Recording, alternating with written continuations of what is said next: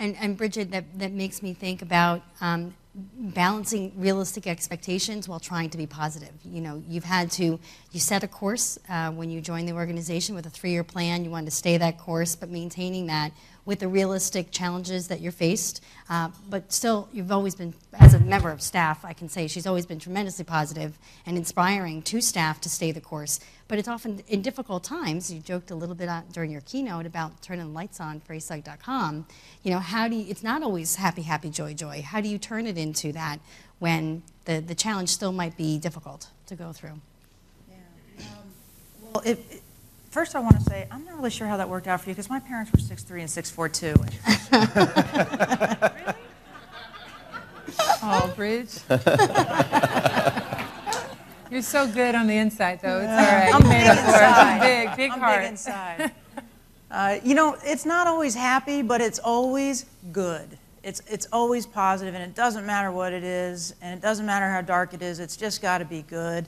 And I think people want good things, and so if you can point people in a direction that's good, and you can truly, in your heart and in your mind, you can sense good, then I think you find yourself walking towards or running towards a good thing. Mm-hmm.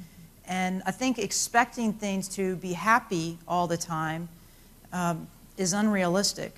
And if you can have a positive attitude despite that which comes your way, then you persevere. And I think even in the smallest, most modest moments, if you have that inside of you, you inspire someone else even when you don't realize it. And the first time someone comes to you and says, this was really hard for me and you helped me, it gives you a spark that you just are never going to let go out, because it feels so good to feel so good, you know? And I know that sounds silly. There's probably a million business books out there that don't talk about how we feel. But if you can always maintain that edge of this is good and I'm going to make sure that it's the best it can be a little dark around the edges. And that's what makes the ability to cope and to lead through change possible. Well, I really like that, because we often talk about this idea of optimism, and optimism isn't being unrealistically happy when things aren't going well. You know, optimism is a lot about, you know, recognizing that things aren't going well, but believing it can be better and continuing to take action. So often in leadership programs, you know, people will ask us, well, what about that, you know, the whiner, the negative person? And you're going to see that in change efforts, right? There's going to be the people who are, you know, positive, taking action, believing, and there's going to be the people who are getting stuck in the negativity. Mm-hmm. And what we really talk about is, first of all, you validate. This is frustrating. This is difficult. You don't want to try and minimize the person, but if it's the 4th and 5th time that they're coming back and being negative or complaining and they're not doing anything about it, that's where you step in and say, hey, you know, I know this is tough and it seems like we're not getting anywhere with this. We need to take some action. We need to look for the positive.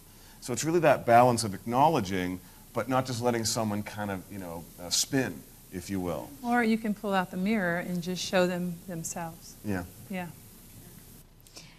I love that. We're going to open the floor to questions, but I wanted to ask our panelists if there's any other tips or skill sets or advice you'd give before we open the floor for some questions. No, that's okay. I know we've covered a lot today.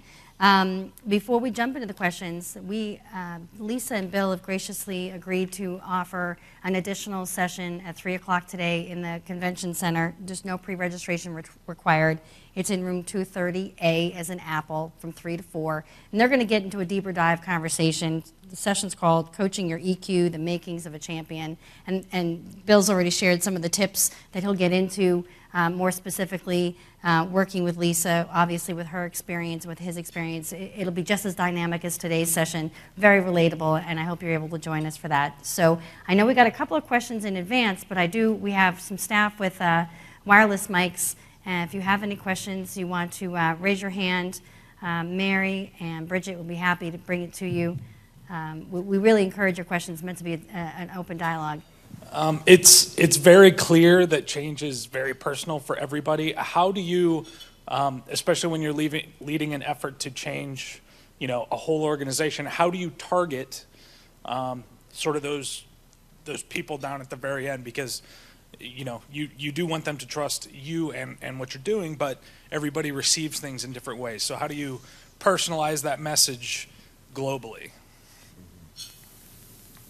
Who wants to take that first? Let me take a shot, because I've worked with you on some change, and many of you in the room. And you know what? I think it's not an issue of finding the end. I think it's a 360 thing.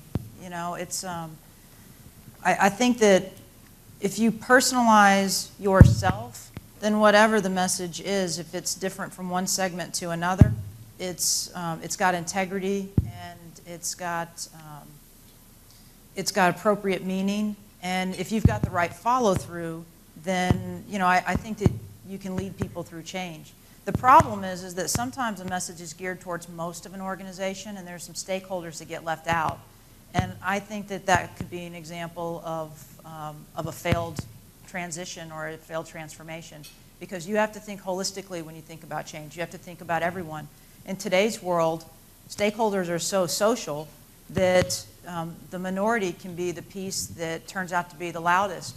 And so you have to really think about how to respond to everyone's questions and challenges, and you have to be present when you do it, and you have to be open, and as a leader you sometimes have to work and be available much more than you would like. I know in the first year of turnaround with ASUG, I was taking phone calls sometimes, you know, at 7, 8, 9, 10 o'clock at night, and there's a lot of people that do that, but the point is I was taking calls from people I've never met, and they wanted to tell me they didn't like the way the coffee tasted in an event. And you know what? That's okay, because they felt it was important enough to pick up the phone and tell me that. And I considered bad coffee to be as important as a complete service failure that you could very clearly see we had no excuse for.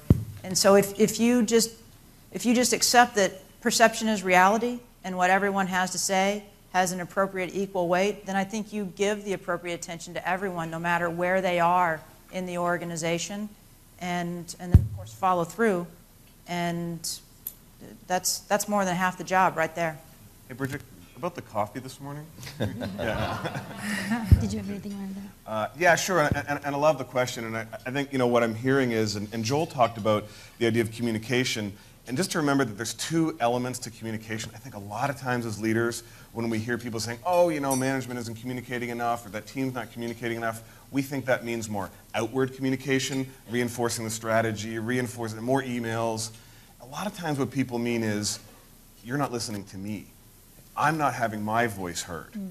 And so communication is two-way. Now sometimes they do need the reason and the strategy reaffirmed, but sometimes they just need to feel heard. And you know, I know you can't always have everyone have their voice heard, but the degree you can create opportunity for that, then they feel more engaged, then they feel more included. So just remember that communication, sometimes when people say, you know, you're not communicating enough, they mean you're not listening. You want to add to that? Yeah, I do, because I think that's very relevant, and maybe I'm lacking EQ when I say. Well, this, we have a session this afternoon. All right, I'll stop by.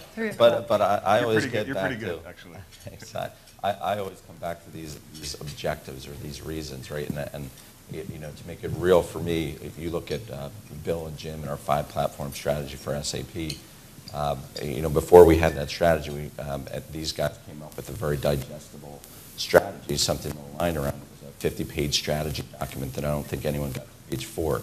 So you didn't feel like you were part of something. But once you understand that, and there's certainly communication, there is an enablement factor and an empowerment factor for you as a leader, to your teams, to your managers, and your managers to their managers, and so forth, right? So if you're all aligned about what the opportunity is that's out there, this is what we're fighting for, this is what we need to do, and you empower your people, and everybody has a role in that success, and everybody understands their role in their company, then everybody's rowing in the same direction at the same time, and they can be heard because your team knows a hell of a lot more than you do as an individual, and if you don't think they do, you got to look in the mirror and call yourself a liar, or you better get a new team pretty quickly. And so it's that infrastructure, or that empowerment that really allows you to personalize around a strong message and a strong strategy.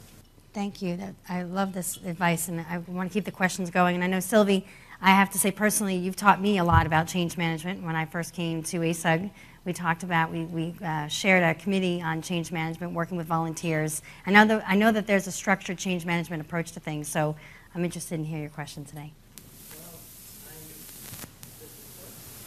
We can We have mic on here for Sylvie.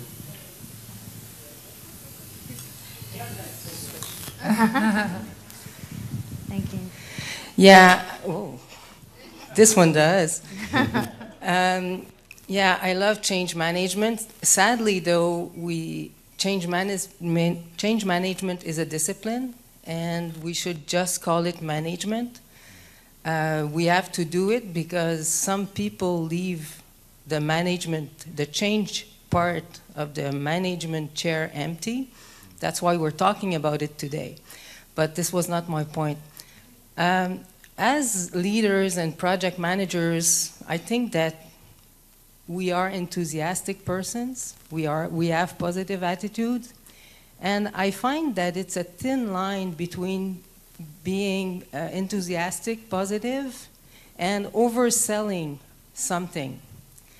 And this is something I always have to watch out for, not to do that, not to oversell, not to own the project. I want to know, how do you guys, if you share my perspective on this, how do you get away from the selling piece of it? There's the buy-in, the burning platform, everything that we used to sell. How do you get around that? Thank you. What's the... I know you're a sales guy at heart from Yeah, your old days. So. I'll take that one, because Sylvie, I can actually remember an employee sitting in front of me saying, Bill, don't sell me on this. Just tell me what's really going on here. And so it's that awareness that I have call it persuasion. It comes out of my strengths assessment, call it sales, persuasion, enthusiasm. It is one of my strengths. So first of all, it's just the awareness that there are times when that's necessary, and there's times when I have to kind of scale that back a little bit. So to try to learn. And then secondly, that's actually sometimes the conversation I have with people. I just say, look, I don't want to be selling you on this, and sometimes I know I can do that. So tell me if you feel like I'm doing that. So that's actually just the conversation I have, just like you said it to me, and I'm just really real with them. And I think people appreciate that. They acknowledge that, yeah, okay, Bill is like that, but he's aware of that, so he's letting me, kind of guide how he's going to approach it. So that's kind of how I've learned to manage that a little bit better. It's a great question. Thank you. Panelists, any additional comments? I would just toss one thing in. Please. Just a small departure. I don't think you can ever oversell something, because I think what you're really doing is you're showing your passion for something. And I think it seems like it's overselling if there's not action that backs it up.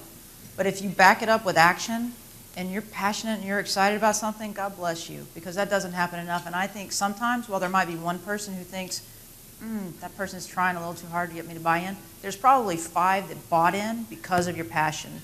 And so I'm not excluding that one person's skepticism. You'll learn from a style perspective how to recognize that and deal with an outlier.